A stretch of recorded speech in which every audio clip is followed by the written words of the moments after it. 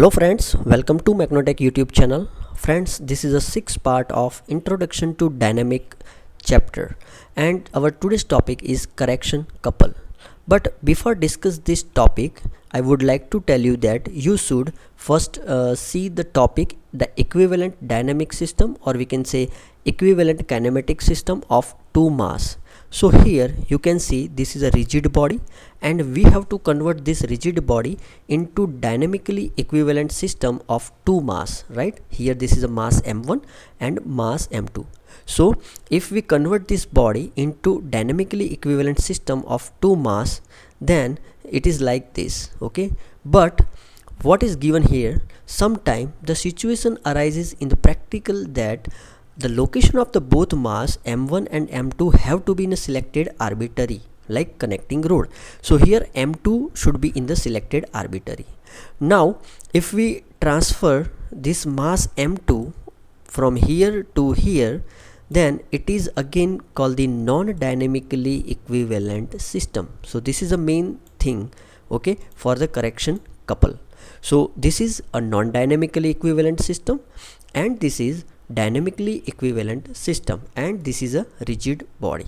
So I is called the moment of inertia, k is the radius of gyration, I1 that is the moment of inertia of this non-dynamically equivalent system, k1 is the same for the non-dynamically equivalent system, radius of gyration, alpha that is the acceleration, L1 and L2 and L3, you can see here L1, this is L2 and this is L3. This is the distance given here from mass m1 and m2, right? Now torque required to accelerate connecting rod, or we can say dynamically equivalent system, that this equation we know T is equal to I into alpha. So I, that is mk square alpha, but this is mk square is for the dynamically equivalent system.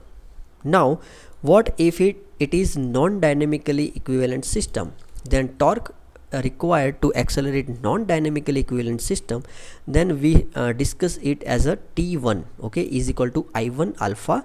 So here mk1 square alpha, okay. So instead of k, here dynamically equivalent system we have to consider k, and non-dynamically equivalent system we have to consider k1. Now the main our topic is correction couple. So what is correction couple? Okay, so it is Tc is equal to T1 minus T. So this is for the non-dynamically equivalent system and this is for the dynamically equivalent system. So now you hope you understand T1 is equal to mk1 square alpha, okay, this one, and T is equal to mk square alpha, okay. Now m and alpha is common, so k1 square minus k square, okay. So here k1 square is equal to, we can write L1 into L3, like as I have said to you that previous theory, or we can say previous video, we have derived this equation k square is equal to L1 L2 in the dynamically equivalent system. So here instead of k1 square k square we put this value L1 L3 square and L1 L2 square, right? So sorry, L1 L2 and L1 L3, right? Then we have we got the correction couple Tc is equal to m L1 bracket L3 minus L2 into alpha. So this is the equation for the correction couple, okay. So this correction couple must be applied when the masses are placed in arbitrarily to the make system dynamically equivalent. So now hope you understand what is the meaning of correction couple, okay. So let me again tell you, this is a rigid body, this is equivalent system, this is non-equivalent system. Now we have to make it equivalent system, this for this non-equivalent system. So we have to take this correction couple, okay. So hope you understand this theory very well. So thank you. Jai Hind, Jai Bharat.